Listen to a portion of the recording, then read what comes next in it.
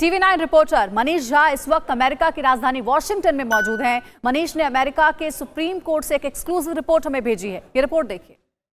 क्या अमेरिका का अगला राष्ट्रपति लोगों के वोट से नहीं बल्कि कोर्ट से तय होगा? हम इस समय अमेरिका के सुप्रीम कोर्ट के ठीक सामने हैं और अब जबकि प्रेसिडेंट ट्रंप की सारी उम्मीदें इसी सुप्रीम कोर्ट से लगी है, तो सवाल है कि क्या कोई चांस है कि प्रेसिडेंट ट्रंप अपने व्हाइट हाउस में गद्दी को बचा पाएंगे या फिर व्हाइट हाउस उन्हें खाली करना पड़ेगा? तो बात करते हैं तीन विशेषज्ञों से जो पत्रकार हैं, वकील हैं और पॉलिसी एक्सपर्ट हैं। उनसे जानते हैं कि क्या कहता है अमेरिका का कानून, क्या कहता है अमेरिका की व्यवस्था। सर, सबसे पहले तो क्या लगता है कि प्रेसिडेंट ट्रंप की अब सारी उम्मीद कोर्ट से वोट से उन्होंने सारी उम्मीदें खो दी? प्रेसिडेंट ट्रंप उम्मीद कर रहे हैं कि उनकी उम्मीद कोर्ट से है, पर अगर यहाँ का स्ट्रक्चर देखा जाए तो कोर्ट भी उन्हें इस वक्त कोई बहुत ज़्यादा सहायता उपलब्ध नहीं करा सकता, क्योंकि सुप्रीम कोर्ट एक ओवर आर्चिंग बॉडी है। जिन जिन स्टेट्स में वो पीछे हैं उस स्टेट के सुप्रीम कोर्ट को उनके पक्ष में फैसला देना होगा, और अभी अगर पक्ष में फैसला दे मतलब जो वोट हुआ है उसको वो पलटे, तो ज़्यादा से ज़्यादा सुप्रीम कोर्ट रीकाउंट का कह सकता है, और रीकाउंट्स में भी 300 या 500 से ज़्यादा का फेर नहीं होता है यहाँ। ये धारणा है कि यूएस के सुप्रीम कोर्ट में चूंकि जज प्रेसिडेंट से अपॉइंट होते हैं तो ये उनका साथ देंगे भले ही उसके लिए कुछ करना पड़े, ऐसा कुछ है? सबसे पहले अपने को ये समझने की ज़रूरत है कि ये सीधे सुप्रीम कोर्ट नहीं, ये पहले स्टेट कोर्ट्स में तय होगा।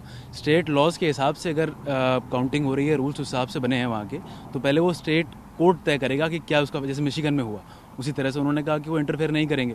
तो ज़रूरी नहीं है सीधे वो यहाँ पे आए, क्योंकि सुप्रीम कोर्ट की, फेडरल कोर्ट की भी एक लिमिट होती है कि वो किस तरह के केसेस लेगा।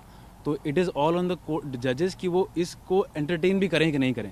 तो ज़रूरी नहीं है उनको यहाँ रिलीफ मिले, और जितने स्टेट्स के काउंट मुझे लग रहे हैं, मुझे लगता है कि कोर्ट इन्हें एंटरटेन करेगा कि नहीं करेगा, आई डाउट।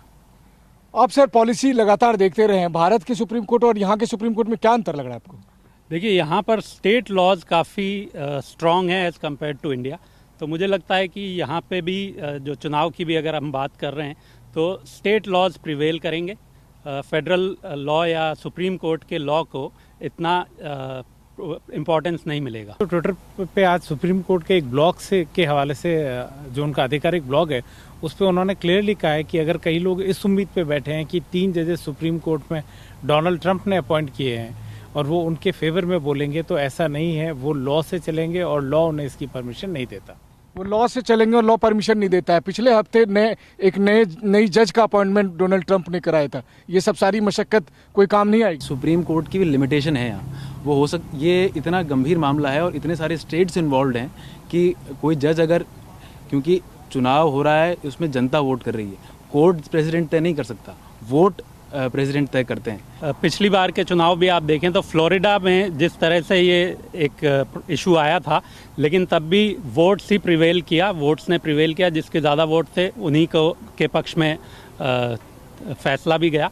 तो इस बार काफ़ी स्टेट्स ऐसे हैं, स्विंग स्टेट्स, जिनमें बाइडन लीड कर रहे हैं, तो उस वजह से ये कहना मुश्किल है इस बार कि सुप्रीम कोर्ट का कोई उसमें ज़्यादा इम्पोर्टेंस या रोल रहेगा। यहाँ अमेरिका की सुप्रीम कोर्ट से व्हाइट हाउस की दूरी 2.3 माइल्स है और इस दूरी को तय करने में अब कम से कम प्रेसिडेंट ट्रंप के लिए कतई आसान नहीं है, और जो बाइडन के लिए आप कहें तो व्हाइट हाउस का जो सफ़र है वो अब और ज़्यादा करीब हो गया है।